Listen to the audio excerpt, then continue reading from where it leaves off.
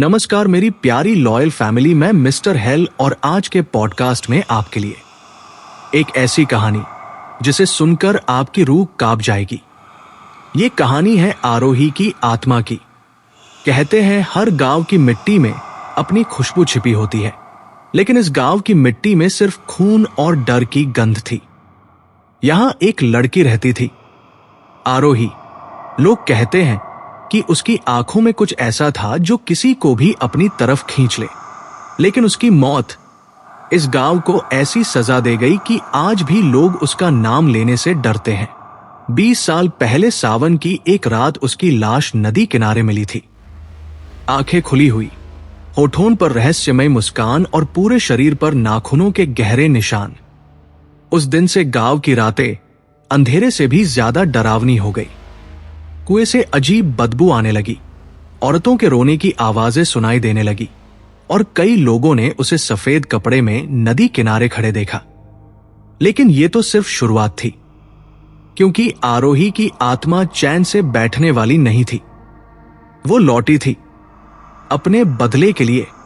तो चलिए दोस्तों, ताले बंद कर लीजिए, लाइट ऑफ कर लीजिए और बैठ जाइए अकेले में, क्योंकि अब आप सुनने वाले हैं आरोही की आत्मा की खौफनाक दास्तान।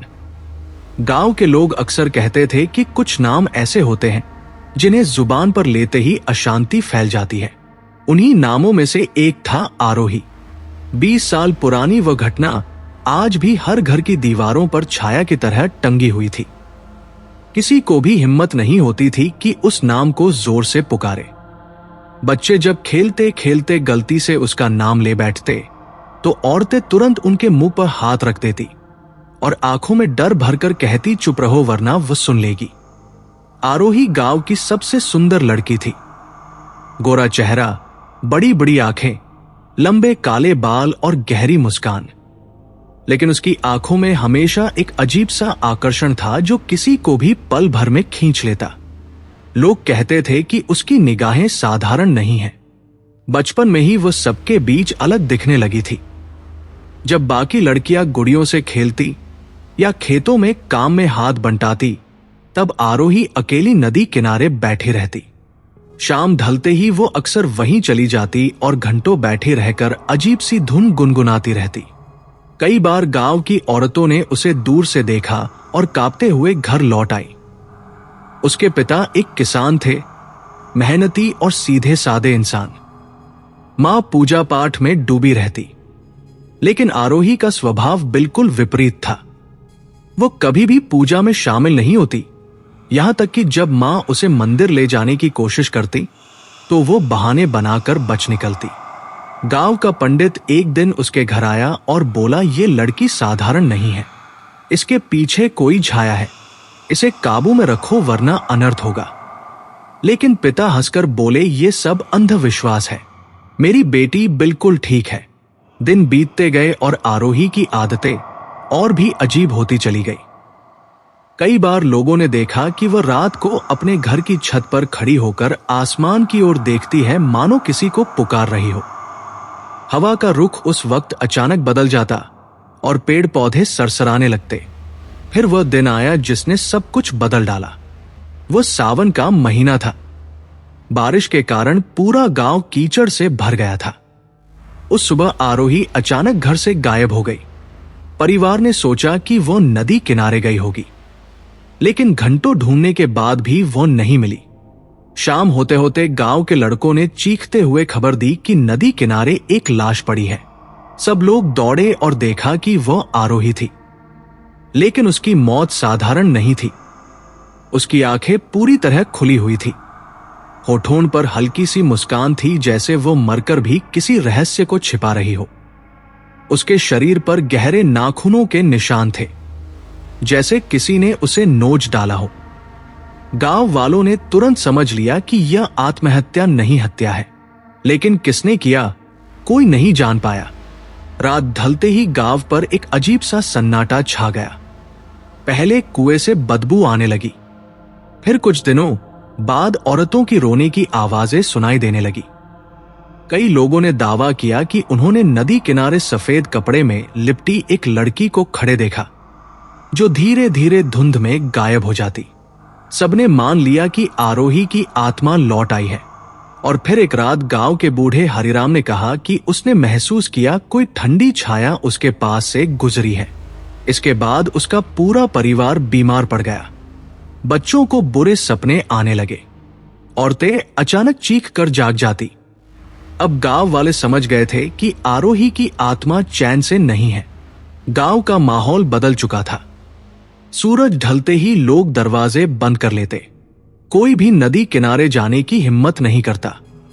बच्चे खेलना छोड़ चुके थे। औरतें घर से बाहर निकलने से डरती। गांव के बुजुर्ग बताते थे कि आरोही की मौत सामान्य नहीं थी। कहते थे कि जिस दिन उसकी लाश मिली उसी रात उसकी आत्मा को शांति नहीं मिली। वो किसी अधूरे बदले के साथ इस दुनिया में बंध गई थी।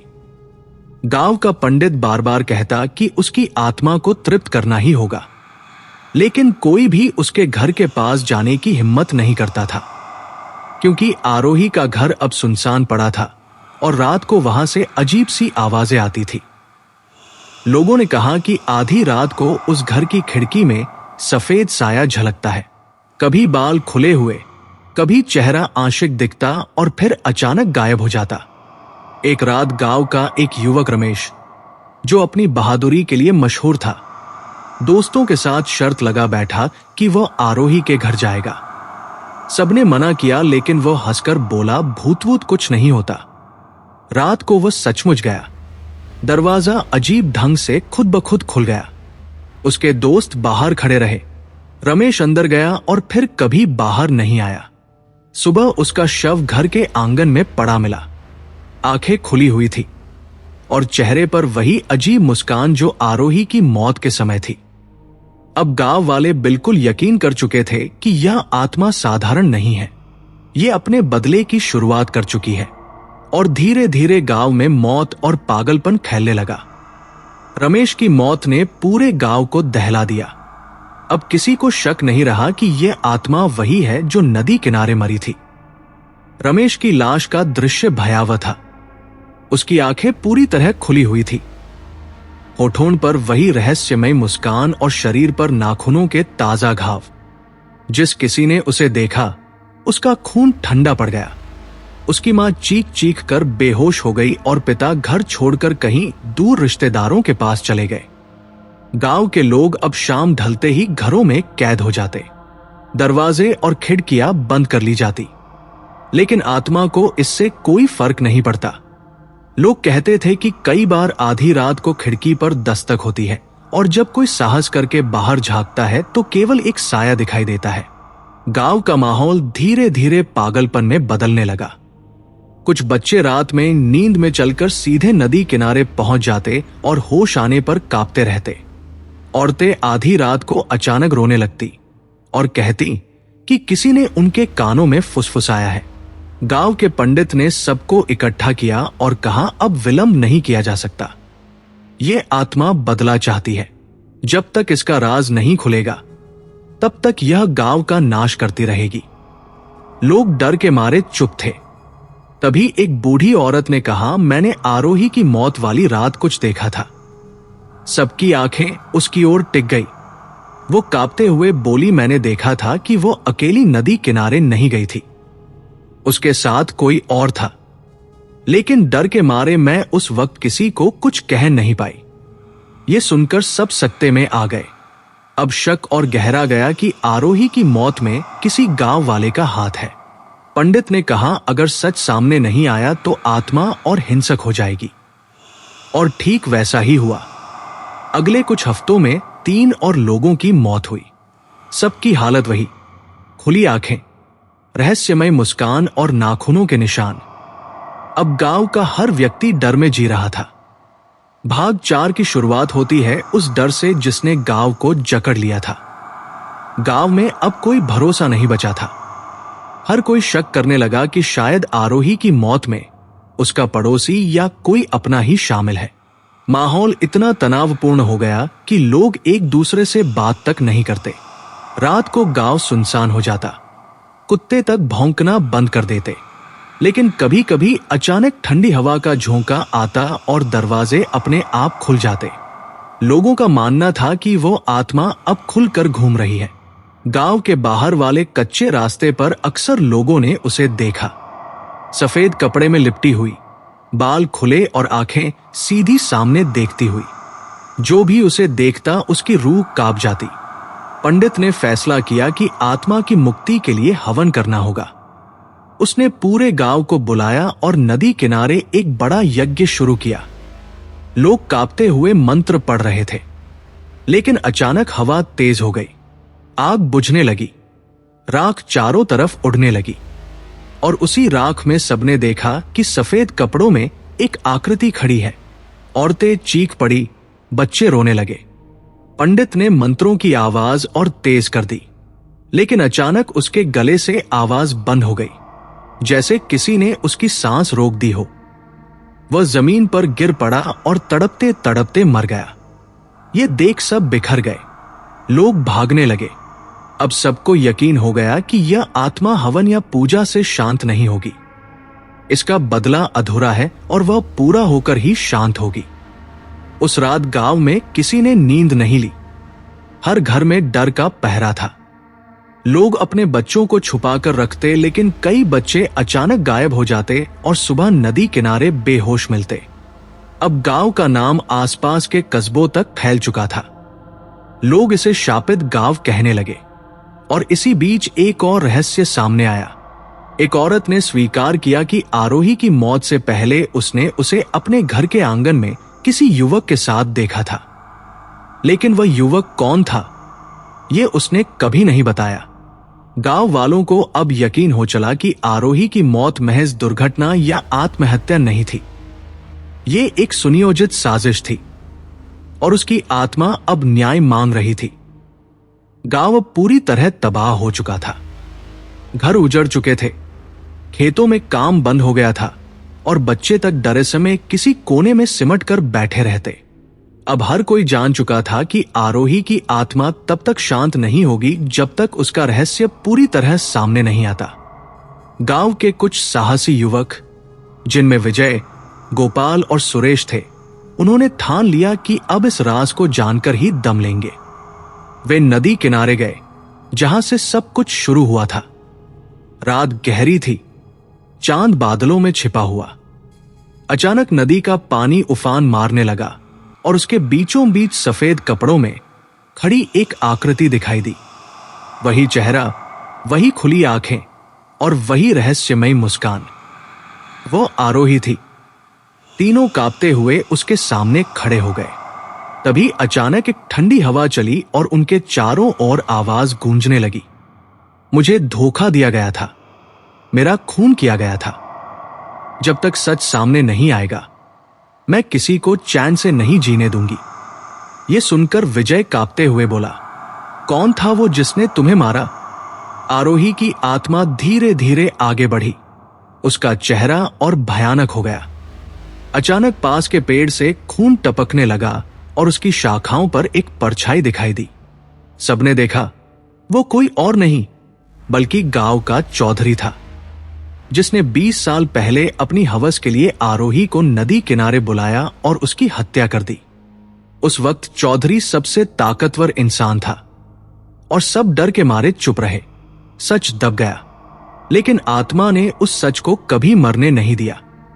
अब चौधरी बूढ़ा हो चुका था और घर में बीमार पड़ा था, लेकिन जैसे ही उसका राज उजागर हुआ, अचानक उसकी चीख सुनाई दी। लोग दौड़े और देखा कि वो अपने बिस्तर पर तड़प रहा है। उसकी गर्दन पर नाखूनों के निशान उभर आए थे और उसकी आंखें डर से बाहर निकल आई। कुछ ही पलों में वो मर गया। चौधरी की मौत होते ही हवा का रुख बदल गया। नदी का पानी शांत हो गया और सबके सामने खड़ी आरोही की आत्मा ने पहली बार अपनी आंखें बंद की। उसके होठों पर हल्की मुस्कान थी, लेकिन इस बार उसमें दर्द नहीं, सुकून था। धीरे धीरे उसकी आकृति धुंध में बदलकर गायब हो गई। गांव में पहली बार सन्नाटे की जगह शांति छा गई। लोग समझ गए कि आत्मा ने अपना बदला ले लिया और अब वो मुक्त हो गई है। लेकिन गांव के बुजुर्ग कहते हैं कि जब भी सावन की रात में नदी किनारे कोई अकेला जाता है तो उसे अब भी किसी लड़की के गुनगुनाने की आवाज सुनाई देती है। शायद आत्माएं कभी पूरी तरह नहीं जाती। तो दोस्तों, ये थी आरोही की आत्मा की खौफनाक दास्तान। 20 साल तक गांव के लोग डर में जीते रहे। एक एक कर कई जिंदगियां चली गई और आखिरकार जब सच्चाई सामने आई तब जाकर उसकी आत्मा को शांति मिली। लेकिन सवाल यह है, क्या आत्माएं सचमुच कभी शांत होती हैं या फिर वे सिर्फ हमें यह एहसास दिलाने आती हैं कि उनके साथ हुआ अन्याय कोई नहीं भुला सकता। कहा जाता है कि आज भी उस गांव के लोग सावन की रात में नदी किनारे जाने की हिम्मत नहीं करते, क्योंकि अगर कोई अकेला वहां जाता है तो उसे अब भी किसी लड़की की धीमी गुनगुनाहट सुनाई देती है, जैसे आरोही अब भी वही है, धुंध और अंधेरे के बीच। दोस्तों, अगर आपको ये कहानी पसंद आई तो वीडियो को लाइक और शेयर जरूर करें। और अगर आप ऐसी ही और डरावनी कहानियां सुनना चाहते हैं तो चैनल को सब्सक्राइब करना मत भूलिएगा। और हां, अगर आपको ये वीडियो अच्छी लगी तो नीचे कमेंट जरूर करें, क्योंकि आपकी कमेंट की लिस्ट में से मैं कुछ नाम चुनूंगा और उन्हें अपनी अगली हॉरर स्टोरी में जरूर लूंगा, क्योंकि अगली कहानी शायद और भी ज्यादा डरावनी हो, और हो सकता है वह कहानी आपके ही आसपास से जुड़ी हो। तो मिलते हैं अगली भयानक कहानी में। तब तक सावधान रहिएगा और अंधेरे से बचकर रहिएगा।